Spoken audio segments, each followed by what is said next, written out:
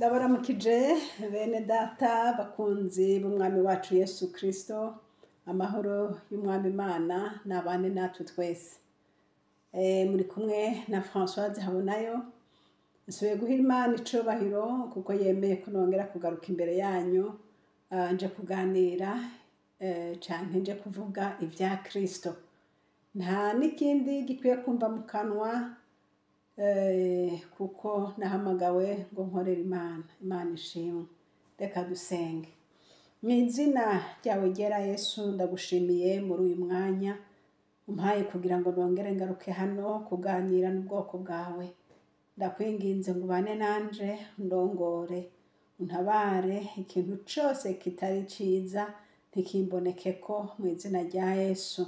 Kandi Satani ivyo yocamwo vyose mw'izina rya Yesu Kristo ndabihinduye ubusa. Mwami mpwemu wawe mwiza ndongora uzobukoze.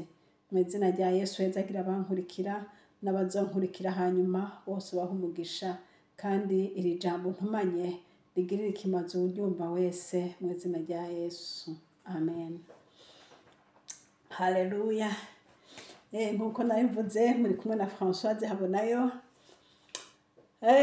Tubonaho tubwire iki? Zana agatebe mwigirwe hafi. Ndashimiye Imana kubw'uyu mwanya, ndashimiye Imana kuko Yesu arico yashize mu mutima wanje. Narimaze iminsi ndiko ndababwira imburi zarenganye, ivy'Imana yari yaranyeretse nkandika ariko ntasobanukiwe ivyo ari vyo. N'uyu munsi Imana ishishikara kunyereka ibintu nkandika, ubwo nzobisobanukirwa nibwo nzoza kubabwira. Imana nibahezagire. Nogoma ntangurire ku makomantere abakurikiye amavideo natanze bavuze. Igituma nje kubivugira aha, nje kubivuga kugira ngo uwanyandikiye avyumve, n'ubutanyandikiye akaba bifise mu mutima nawe bimufashe. Kuko buriya ikiri muri umwe usanga n'uwundi ari byo yiyumvira akenshi. Cane cane ko abantu benshi bavugira mu ntamatama batubahuka kubivuga. Ndahera ku muntu yavuze ati ibyo bintu ko warabibonye kera, kubera ko utabivuze kera ukaja kubivuga ubu. Uwo muntu no mwishura nti icantumye ndabivuga ubu nuko ariho ndabisobanukiwe, kandi nawe nimba yarabyumviriza neza yongere subiremo narabivuze uko nyene, nti nuko ariho ndabisobanukiwe. Ubundi mfise ibintu byinshi cyane ntaramenya ico bivuga, ariko igihe cyose nzoronka ico bivuga ndoca nababwira. Rero uwo antunga mburanye nimba nzanye ibintu Imana yambwiye muri 2022 bikaba biko biraba birireyariza muri 2025 muri uku kwezi kw'icumi, akaba ariho ndiko ndabivuga, nta kosa ndabifisemwo canke nibabona ko ari kosa ntivyamvuyeko. Nuko nyene Imana nibahezagire mwese mwiyumvira muti kubera ko ariko arabivuga ubu. Si kubera, nta yindi mpamvu n'imwe, ni kubera gusa nariko ndasuzuma ibintu byose nabwiwe kera nca ndabigwako. Nico catumye ndabivuga iki gihe. Ngende ku wundi yavuze ati kura amarangamutima ngaho hihane bande. Jewe ndi hano mba ndiko ndabwira abantu b'Imana. Abantu b'Imana bumva ico Imana ivuga, kandi ntayobewe canke ntirengagije yuko hano ku rubuga hariho abantu benshi b'ivyiciro vyinshi. Hariho abakijijwe, hariho abatarakizwa, hariho abatazi n'ivyo bintu ivyo ari vyo, ariko jewe mbanje mbwira bene vyo baca bavyumva, naho ntubanza kubidetaya cane baca bavyumva. Rero wavuga ngo namarangamutima, nibaza ko atazi agaciro ko kwihana, kuko iyo umuntu abwiye umuntu kwihana ntabwo ari amarangamutima, nuko turi abantu b'Imana turiko turaja mw'ijuru.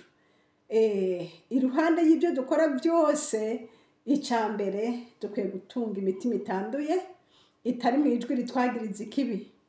niba bibonetse yuko hari ikibi bisaba ko umuntu yimenya akihana. Uwo muntu rero avuga ngo n'amarangamutima, nibaza ko ubwiwe atazi agaciro ko kwihana. Rero nabanyumve, umuntu arihana kandi kwihana si icaha, kwihana ni byiza. Umuntu wese azi ko yagize nabi ni byiza ko yihana, ariko kandi akihana imbere y'Imana n'umutima ukunze. Apana byo kuja imbere y'abantu ngo ariko aravuga kandi atahindutse. Tumaze kubona abantu benshi ashobora kwereka abantu yuko yihanye, yabivuyemwo, basabanye imbabazi, ariko inyuma y'umwanya ukongera kumwumva ariko arasubira mu vya bindi. Data dutabare. Ngende ku wundi yavuze ngo ivyo bintu uriko uravuga ngo kubera ko utabivuze, ngo ubwo buhanuzi uriko uravuga ngo kubera ko utabutanze, ngo igihe pasiteri nyakwigendera ari ku nkiko ngo yashora abapasiteri ngo abatwara muri leta, ngo kubera ko utabivuze. Bene data nshuti z'umusaraba, uyu muntu mwomumfashirize iki? Mbese umuntu atanga ubuhanuzi kubera bishatse, canke atanga ubuhanuzi kubera ibiriko biraba, canke atanga ubuhanuzi nk'uko umwami abimuhaye? Aho uyo muntu anyibukije ba bantu bahora baza bagafundikanya bakavuga ibi n'ibi ari ukubesha ata Mana yabatumye. Rero uwo muntu ndamubwire nti ntiyihangane, je sindi muri abo bantu. Jewe simvuga ngo nuko ngo habaye iki, jewe simvuga ngo nukubera naka yagize iki. Oya, nje kuba mvuze icyo umwami yambwiye kuvuga kandi n'igihe akimbaririye.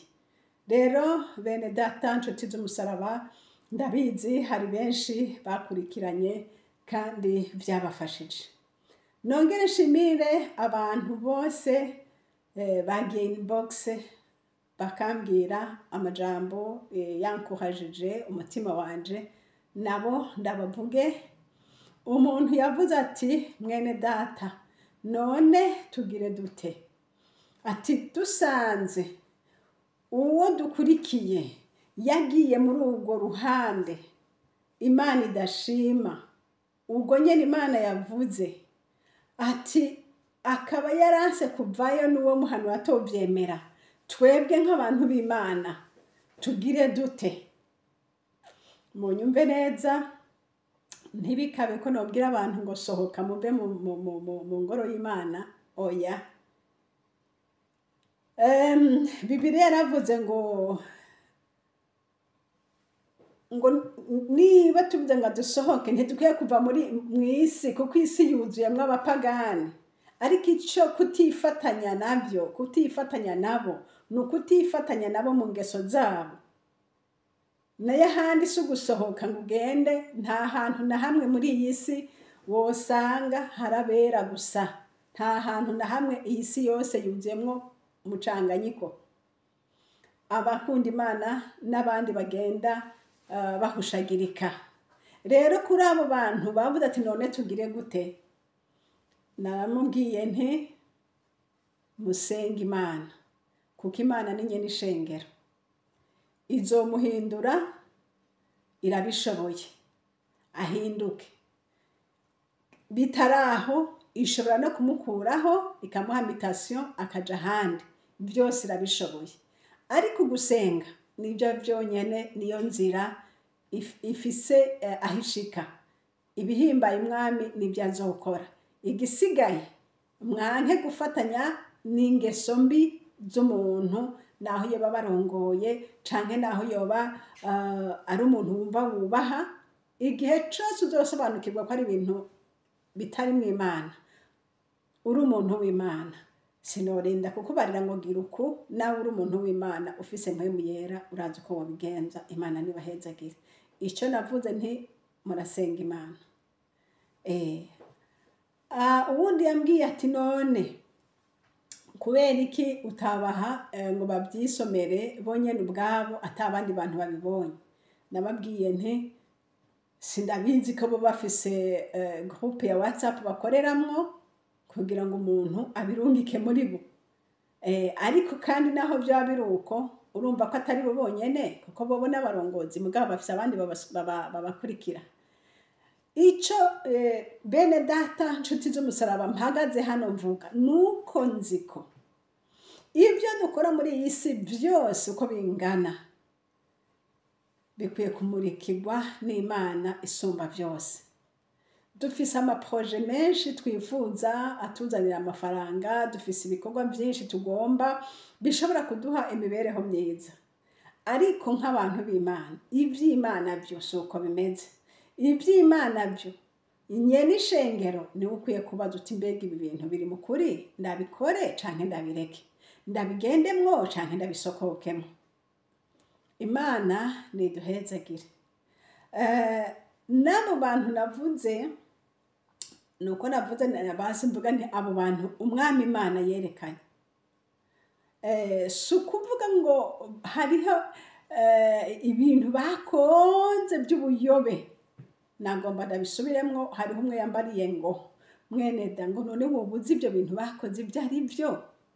Namwishuye kandi arisho ngomba kukwishura nawe nimba hariho ikibazo wowe ufisemwo. Navuze nti ibyo bakoze canke bakora jewe nka jewe ntavyo nzi kuko sinavyinjiyemwo, ntituri kumwe, nta naho twohurira muri ibyo bintu. Ntariko ubonyene ubwawe barabizi.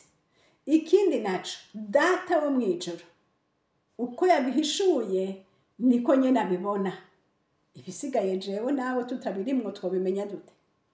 Rero kandi ikindi naco mumenye gose ko Imana ivuga mu migani kiretse gusa ibisobanuye. Ntaho muzobona ngo uwo mugore ngo afise inda irimwo igihume gifise amaso 8 ngo mugende muri hopitale militaire nk'akarorero musange uwo mugore aryamyeyo musange bagikuyeyo. Ibyo ni mu mubiri. Abo mu mubiri ibyo nibyo mu buryo bw'impwemu bidasobanuka mu mubiri. Nico gituma uko mpwema bivuze aca bisobanura mu mpwema. Ariko kuri babandi batizera, abo jewe sindabaraba kuko urumva ni kwa kundi mvuga nti bibwirwa benshi bikumva bene byo. Imana nibaha umugisha. Hanyuma ikindi naco niba Imana itanze imburi ni kubera urukundo rwayo. Imana ntitanga imburi kubera igomba guhana abantu. Oya, Imana itanga imburi kubera urukundo rwayo ibishaka ko abo bantu batabagwa, abo bantu bagakiza ubugingo. Bishoboka yuko nabo nyene nta nibyo bazi canke nabo nyene uko boba biri boba bazi agace. Urazi urashobora kugenda mu nzira, iyo nzira wagendamwo uyitanguye ukabona ni nziza, wagera hagati ugasanga harimo ama obstacle batakweretse bamwe bakujanayo, kubera yuko umaze kubibona babishize mu ntango ntiwokwinjirayo. Ariko aho biboneye hose ukamara kubibona nizera neza ko wocuvayo. Canke naho hari naho utabibona ariko kuko Imana yabihishuye wogumanye kubera iki. Imana rero idutabare itugirire neza. Nabo inshuti z'umusaraba abo bose urukundo rw'Imana niko rutuma gusa Imana ibaburira. Hanyuma kandi nabo ndabizi neza ko bafitiye urukundo ishengero ry'Imana. Bafitiye urukundo ishengero ry'Imana. Ico bikoze bashaka bari mu bintu batazi. Ariko muri ibyo bintu batazi gituma Imana ihishura rero nukugira ngo ko batari babizi Imana ikaba yabivuze gutyo oya. Rero bace bavyanariza cane. Bati reka turabe bya bindi Imana yavuga. Reka turabe aho turi bubibonere ko ari byo kuri. Reka turabe. Ivyo navyo bica bibafasha kutapfa kugenda kicwa nkuko abaswahili bavuga. Ukagenda uri prudent, ukagenda uraba, ntuhave uhonyora ku mahwa, ntuhave uhonyora ku gicupa. Umaze kumenya yuko ahantu ari terrain iri glissant, uca ugenda bukebuke, ukaraba aho uhonyora, ntupfe kugenda nkuko kare wahora uvuga uti hana amahoro byose bimeze neza. Imana ishimwe kubw'Imana ihishura. Ijambo ry'Imana riravuga ngo iyo hatabaye ubuhishurirwa ngo abantu ngo bagende uko bishakiye. rero dushimiye imana, imana iburira abayo. Hari irindi jambo rikunda kunezera rivuga ngo imana ngo isangiye ibanga n'abagororotsi. Yesu we, imana ishimwe. Reka turabe iryo jambo aho riri.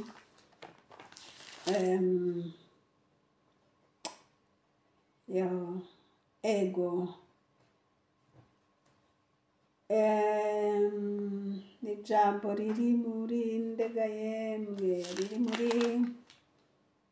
riri mu Migani igice ni ca 3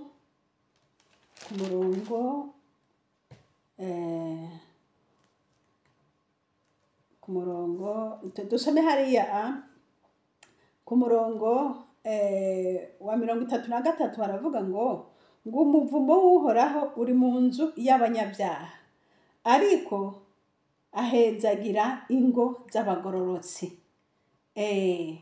Ngo umuvumo w'Uhoraho uri mu nzu y'abanyabyaha. Mwumvise bene wa muntu yavuga ati hihane bande? Hihane umunyabyaha. Kandi umunyabyaha ashobora kuba ari muri uyu mugwi canke akaba ari muri uyu wundi. Umuntu wese w'umunyabyaha niwe yihana. Imana idufashe. Hanyuma ukuntu umuntu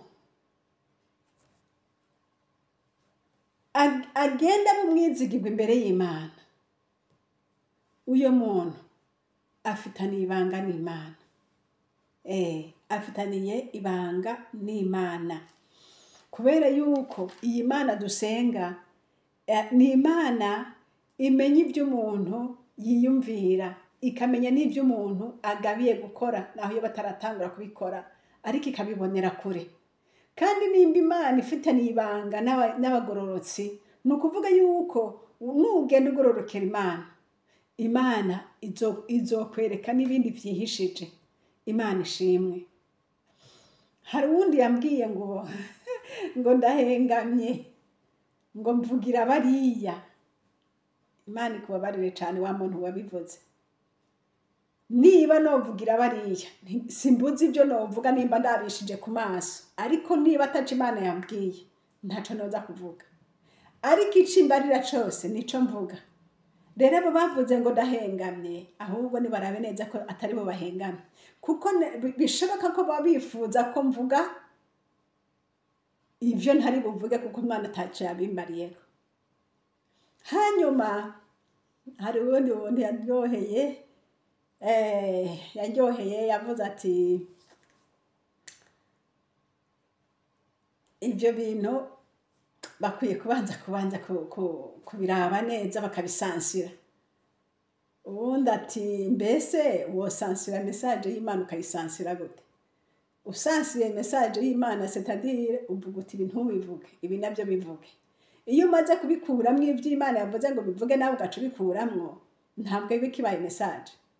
Oya, yoba bibaye ivyo nyene wafundikanije kugira ngo bigende nk'uko ushaka. Rero Imana idufashe, Mpwemu Yera agenda turongora. Ndashimiye data agenda mp'inkomezi zo kuvuga ntatinya. Iki ni kimwe ic'Imana ikora kugira ngo bikunde ko umuntu avuga message adatinya. Iyo umuntu atinye hari ibyo atovuga, kandi atavuze abantu nabo bohona bakagwa mu manga kubera wa muntu atababuriye. Rero kubaho kukavuga ni nkaho uba witaye, uvuga uti munyica munyice, munkiza munkize, jewe ndi mu maboko y'Imana. Hanyuma ikindi, igihe Imana yaduhamagara, igihe Imana yampamagara, yambwiye amajambo, kandi ayo majambo ndayazirikana ko cane.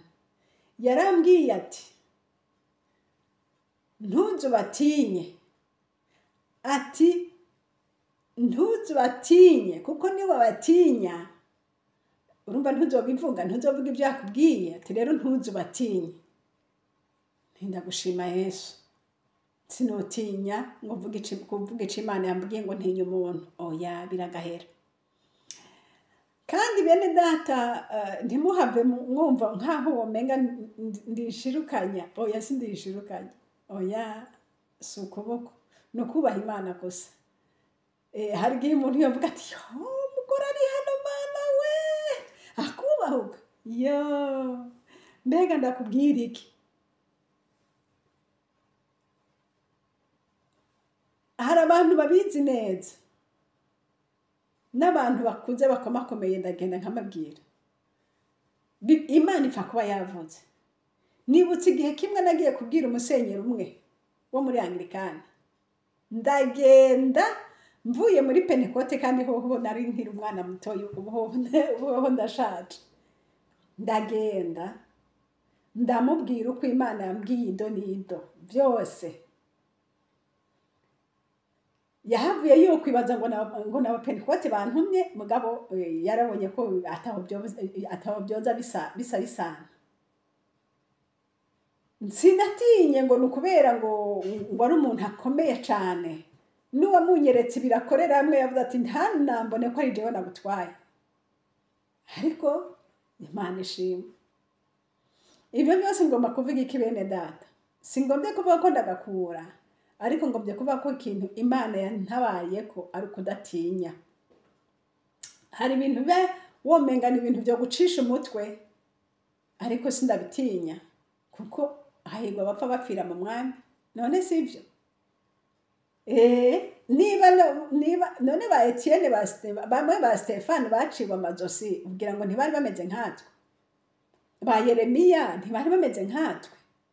None wa muntu w'Imana we utinya gutinya umuntu woho bizokugendekera gute? Imana dutabara. Imana ishimwe kuri bene data bavuga ati none tugire dute? Igikuru nuko jewe sinje kubabwiye ngo gira uko. Igikuru nuko message yashitse hanyuma mukaba mwayakiriye. Imana nibaha umugisha. Hariko bene data nshuti z'umusaraba ico numva no kongera ko kubwira bene data bari mu ishengero rya Pentecote ryose muri rya migwi yose mwumva, umwe wese ahari raba ko ahagaze neza mu nzira y'Imana. Raba ko utavuye mu murongo ukaba usigaye uri mu mugwi gusa ngo jewe ndi muraba. Raba ko uhagaze neza mu Mana. Kuko sinkekeranya yuko hari abari muri uyu mugwi uyu bazobona Imana kuko bagenda neza nk'uko ijambo ry'Imana rivuga. Sinkekeranya yuko hari abari muri uyu mugwi wundi bazoja mu muriro kubera yuko batagenda nk'uko ijambo ry'Imana rivuga. Rero mu ruhande rwose umuntu wese ahari hose arabe yuko ahagaze mu kuri. Imana nihabwe icubahiro. Reka turabe ijambo ry'Imana riri mu Ngoma ya 2 igice c'19. Ni mirongo mikeya gusa hariya ku murongo wa 6 n'umurongo w'7. Ndasoma mu izina rya Yesu Kristo. Abwira abo bacamanza ati mumenye ivyo mukora, kuko mu guca imanza atari abantu mukorera ariko n'Uhoraho, kandi niwe ari kumwe namwe mu manza. Imana ishimwe. Ngo ariko mugende mwubaha Uhoraho, mwiyubare mu vyo mukora, kuko Uhoraho Imana yacu atakugabitanya kuri muri we, canke gutinya ijunja ry'umuntu, canke kugingurire. Imana nihabwe icubahiro. Aha nigihe Yehoshafati yashiraho abacamanza. Hariho ibintu byinshi cyane bisaba ko hari imanza nyinshi cyane, ingorane nyinshi bisaba ko habaho abantu babuzuriza babacira imanza. Igihe yabashiraho hari amajambo yababwiye ngo abwira abo bacamanza ati mumenye ibyo mukora. Haleluya. Kuko mu guca imanza atari abantu mukorera ariko n'Uhoraho, kandi niwe ari kumwe namwe mu manza. N'ibintu bitatu: mumenye ibyo mukora. Umuntu igikorwa ciwe, ndashima Imana, umuntu mu gikorwa ciwe abwiza kuba agifitiyemo competence, agishoboye.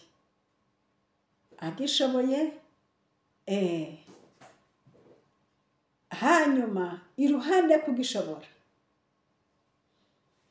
amenye ko atari abantu akorera ariko akorera Imana. Niba uri umucamanza uba uzi amategeko ugenderamo, kandi iyo uzi amategeko ugenderamo uraba ufise na diplome, warabisomye, warabyigiye, waranditse igitabo, warerekanye rwose ko amategeko uyazi. Ikigira kabiri, igihe uzoba uriko urakora ico gikorwa cawe umenye ko atari abantu ukorera. Haleluya. Si abantu ukorera kuko ukorera Imana. Abantu n'ab'Imana, abantu watumiriwe kuzuriza ni abantu b'Imana bakeneye ukuri kw'ibintu bije mu nzira neza. Imana ishimwe. Umaze kumenya ko ari Imana ukorera, Imana nayo ikivuga ngo iri kumwe nawe muri ico gikorwa. Haleluya. Mu nzira zose harakenewe abantu babizigirwa, harakenewe abantu bakora ibyo bazi, hakenewe abantu bakora bubaha Imana, kandi hakenewe abantu bakorana n'Imana.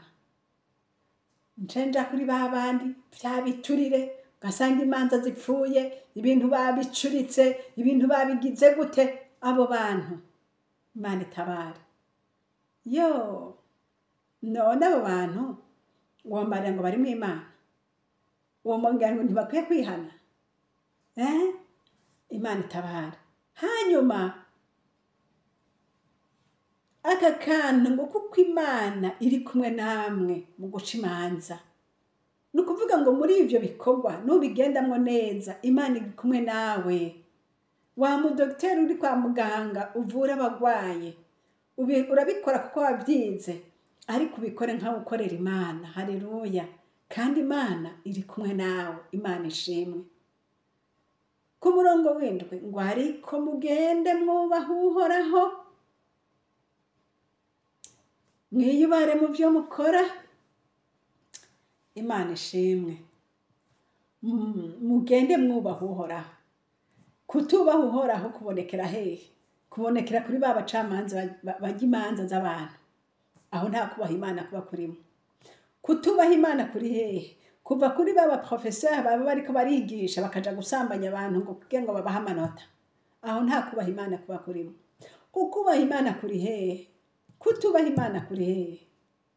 Muri baba commerçant, baba fanya biashara, babandi bakora amanyanga y'ubwoko bwose, amaraso ya Yesu aboneke.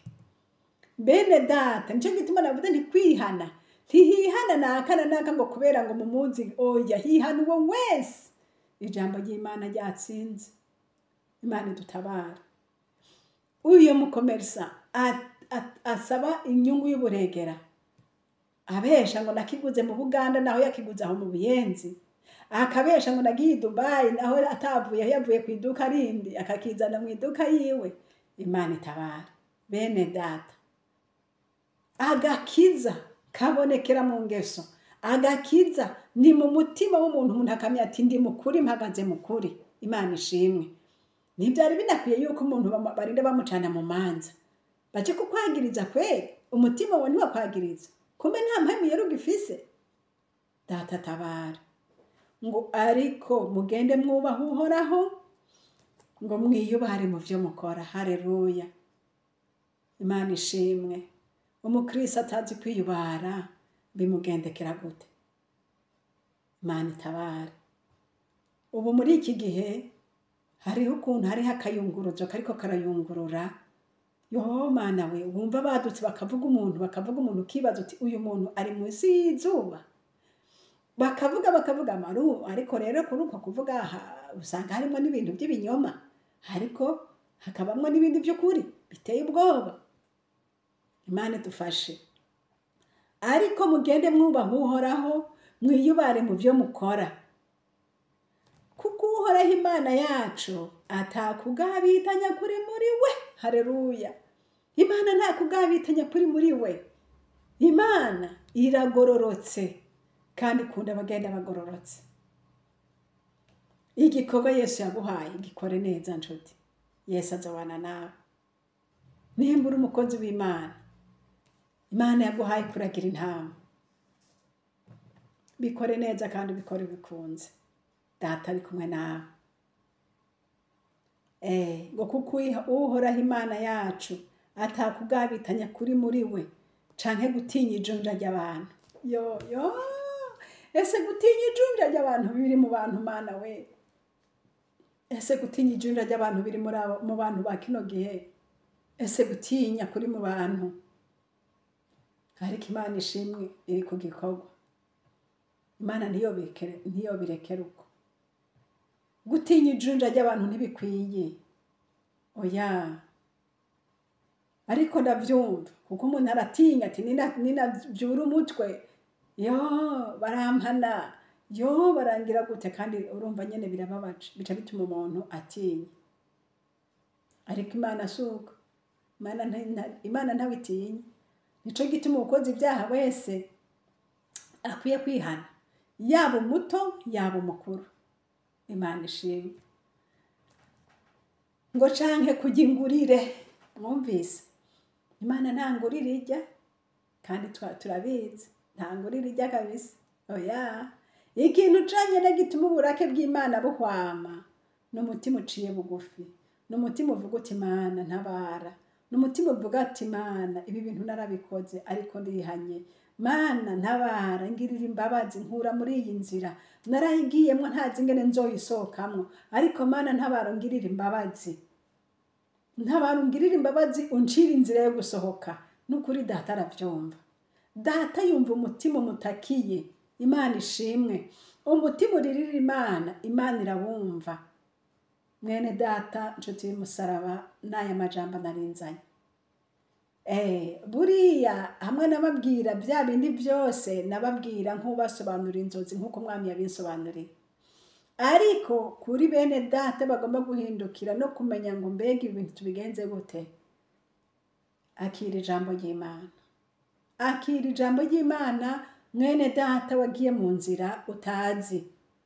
Ushobora kuba wayitwawemwo n'abandi, nabo ubwabo batabizi. Ariko umunsi babimenyeye, bakwiye guhinduka bakavayo. Imana ishimwe. Ishengero ni iry'Umwami Yesu. Ishengero ni iry'Umwami Yesu. Nta twese iyo tuva tukagera turabakozi, kandi umuntu wese azohembwa n'Imana ibikwiranye n'ibyo azoba yarakoreye Imana. Ibyo Françoise ndiko ndavuga uyu munsi, niba ntahagaze mu kuri kw'ijambo ry'Imana, niba umutima wanje utera imbere ya Data wa twese, Uhoraho azompana. Ntazovuga ngo mbega wahagaze imbere y'abantu inshuro zingahe. Oya. Imana ishimwe. Imana ihabwa icubahiro. Imana ni rukundo. Uhoraho aradukunda. Uhoraho aratwitwararitse. Ibyacu byose bisobanutse neza mu nyonga z'Imana. Nico gituma dukwiye gusaba iminsi yose amaraso ya Yesu Kristo atwoze, atwuhagire. Ubundi munsi nzobaganirira ku kintu Imana yanyeretse cerekeye ku rurimi, amajambo. Aya majambo ariko aravugwa muri ibi bihe. Aya majambo, Mana we. Aya majambo ariko aravugwa, hari ikintu Imana yabimbwiriye ko. Ndavuga nti Yesu dutabare, dufashe. Wowe ujaha ngaho ukavuga bariya, ariko ukiyibagira erega bariya bari mu ntoke z'uhoraho, kandi nawe uri mu ntoke z'uhoraho, kandi mwese muzoja kumunzana imbere y'umwami Imana. Nico gituma umuntu wese igikwiye ni ukwisuzuma akiraba akihana. Ako kazi ukora umenye ko data ari we yagushize. Nimba uri umukozi w'Imana muzezwa shengero, data ni we yagushize. Ibyo ukora ukore nk'ukorera Imana. Niba uri umuplanto, niba uri umuntu akubura mu isengero, ibyo nyene ukora ukore nk'ukorera Imana, kandi Imana iri kumwe nawe.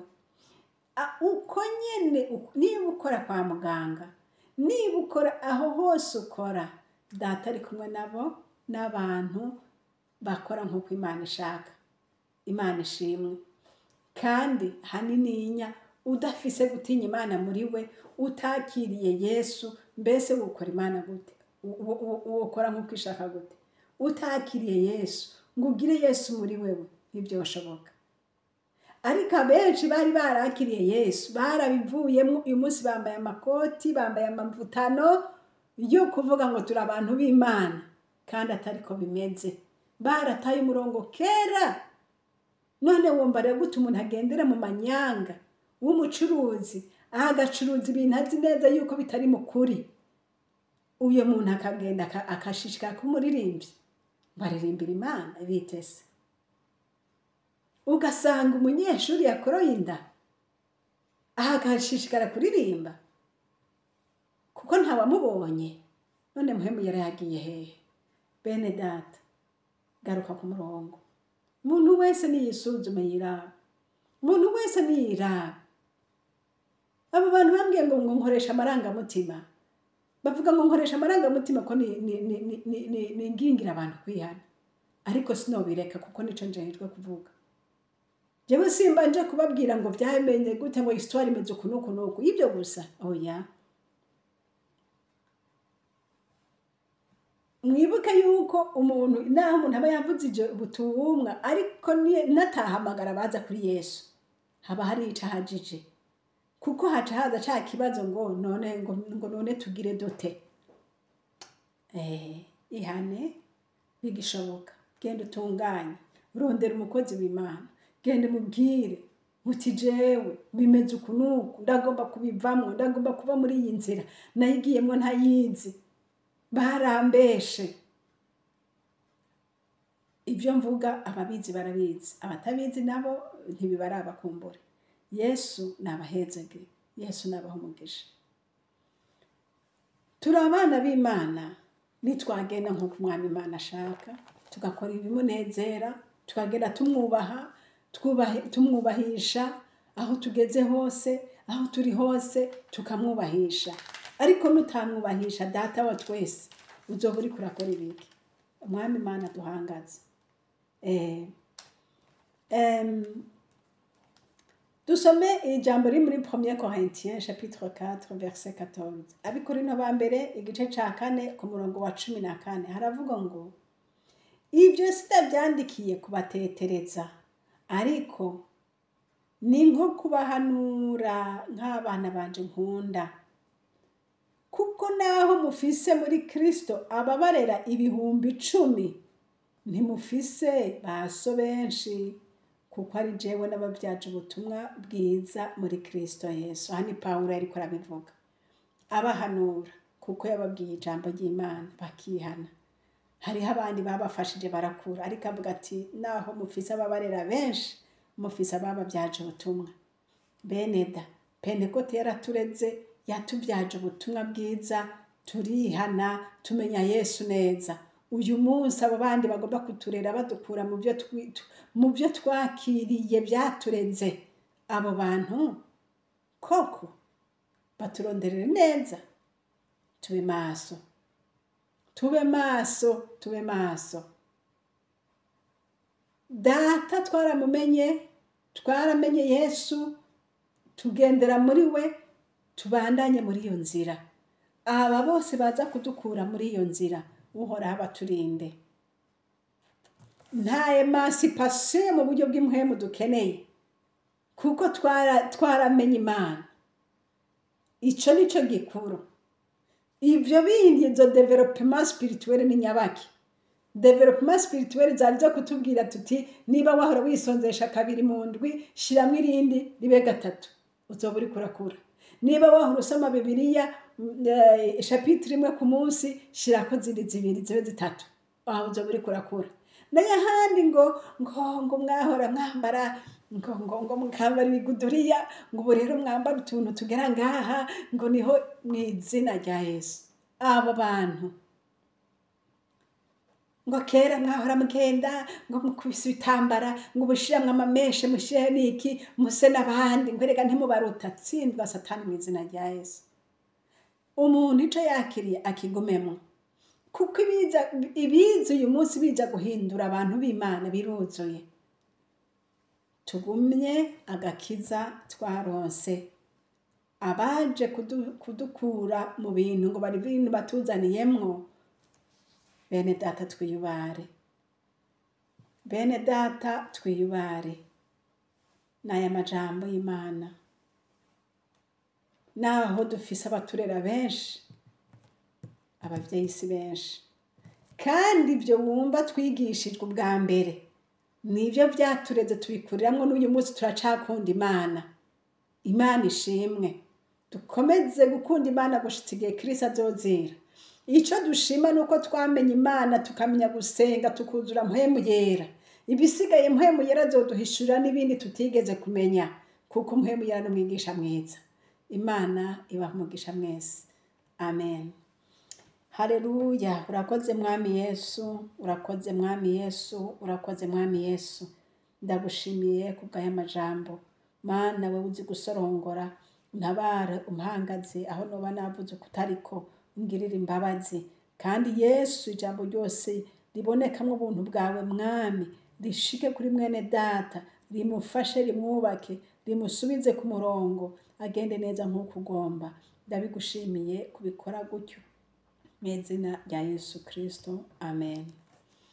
Nomero za telefone ni za zindi ni +46 768 00 65 46. Kandi ishene turiko ni ishene Habonayo. Imana iduhane umugisha namwe. Amen.